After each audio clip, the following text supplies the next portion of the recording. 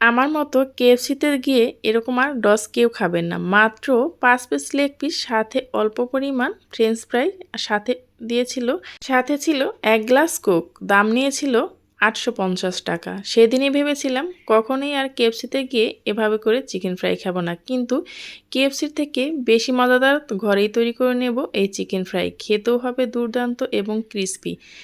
এই রেসিপিটা যদি একবার শিখে নেন তাহলে আর কেএফসিতে গিয়ে কখনই আর এই রসটা খাবেন না। চলুন দেখে নিই আমি এই ঘরেই কীভাবে কেএফসির থেকে ভীষণই মজাদার করে চিকেন ফ্রাইটা তৈরি করে নিলাম।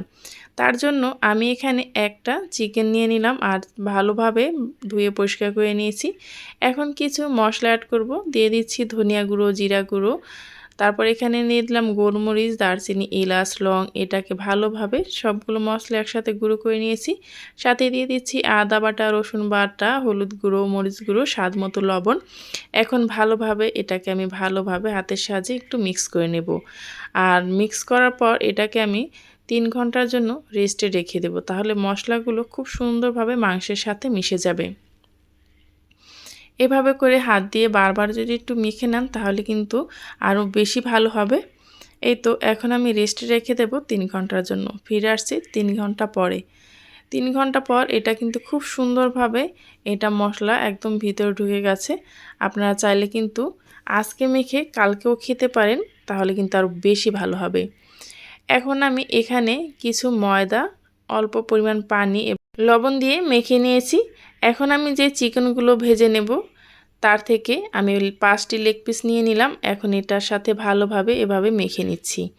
এভাবে মেখে তারপর আমি ব্রেড গামসে গড়িয়ে নেব। মাত্র ৫ পিস লেগ নিয়েছিল আমার থেকে ৮৫০ টাকা। সেদিনই ভেবেছিলাম কখনোই আর কেএফসি থেকে আমি এটা কিনে খাবো না। বাচ্চারা কিন্তু এগুলো বেশি পছন্দ করে থাকে, সেজন্য কিন্তু না খেয়ে উপায় নেই। তবে এভাবে যদি আপনারা ঘরেই তৈরি করে বাচ্চাদেরকে দেন তাহলে কিন্তু বাচ্চারা বুঝতেই পারবে না এটা ঘরে তৈরি করেছেন নাকি রেস্টুরেন্ট থেকে আনিয়েছেন। আমি তো মনে করি রেস্টুরেন্ট থেকে ঘরে তৈরি এই জিনিসগুলো বাচ্চাদের জন্য বেশি স্বাস্থ্যকর। এই তো এভাবে করে আমি কিন্তু ব্রেড গামসে গড়িয়ে নিয়েছি। আপনারা কিন্তু এভাবে তৈরি করে একদম মাস জুড়ে সংরক্ষণ করতে পারবেন ডিপ ফ্রিজে। শুধু নামিয়ে নামিয়ে ভেজে দিলেই কিন্তু হয়ে যাবে। এই তো এভাবে করে আমি সবগুলো ব্রেড গামসে গড়িয়ে নিচ্ছি, তারপর আমি ভেজে নেব। দেখতেই পাচ্ছেন কত সুন্দর হয়ে গেছে। একদম কিন্তু এখনই রেস্টুরেন্টের মতো একদমই দেখা যাচ্ছে। আর এগুলো ভেজে নেওয়ার সময় একটু খেয়াল করে ভেজে নিতে হবে। তার জন্য পর্যাপ্ত পরিমাণ তেল দিয়ে দিচ্ছি। তবে এই চিকেন ফ্রাইগুলো ভাজার জন্য একটু বেশি পরিমাণ তেল দিয়ে ভাজলে এটা একদম খুব সুন্দরভাবে উপর থেকে ভেতর থেকে একদম সুন্দরভাবে সেদ্ধ হয়ে যায় এবং উপরটা ক্রিস্পি হয়। তবে খেয়াল রাখতে হবে চুলার আঁচটা একদম মিডিয়ামে রেখে এগুলোকে ভেজে নিতে হবে। যেহেতু উপরে ব্রেড গামসে গড়ানো আছে সেজন্য কিন্তু হাই হিটে দিলে উপর থেকে একদম পুড়ে যাবে, ভিতর থেকে কিন্তু সেদ্ধ হবে না, খেতে কিন্তু ভালো লাগবে না। তো এভাবে করে মিডিয়াম আঁচে রেখে আমি ৬ থেকে ৭ মিনিট পর্যন্ত আমি ভেজে নিলাম। বারবার বলে দিচ্ছি মিডিয়াম আঁচে রেখে এগুলোকে ভেজে নেবেন। চুলার হিটটা একদমও বাড়ানো যাবে না, তাহলে কিন্তু একদম ভিতর থেকে খুব সুন্দরভাবে হবে না। এই তো দেখতেই পাচ্ছেন আমি ৫ থেকে ৬ মিনিট পর আবার এটাকে উল্টিয়ে পাল্টিয়ে দিচ্ছি। আর অনেকটা কিন্তু খুব সুন্দরভাবে ভাজা হয়ে গেছে আর উপর থেকে একদম ক্রিস্পি হয়ে গেছে। এই পর্যায়ে সেটা কিন্তু আপনারা বাসায় তৈরি করলে বুঝতে পারবেন। আমি একটু লাল লাল করে ভেজে নিয়েছি, যেহেতু আমি বাসায় এটাকে ভেজে নিচ্ছি সেজন্য কিন্তু একটু লাল লাল করে ভেজে নিয়েছি।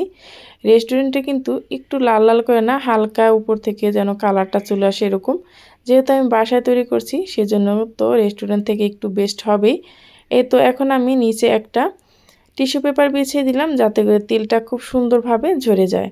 এই তো আমার কিন্তু ভাজা হয়ে গেছে আর উপর থেকে অনেকটা ক্রিস্পি আর ভিতর থেকে কিন্তু একদম জুসি জুসি হবে, রেস্টুরেন্ট থেকে বেশি মজা হবে।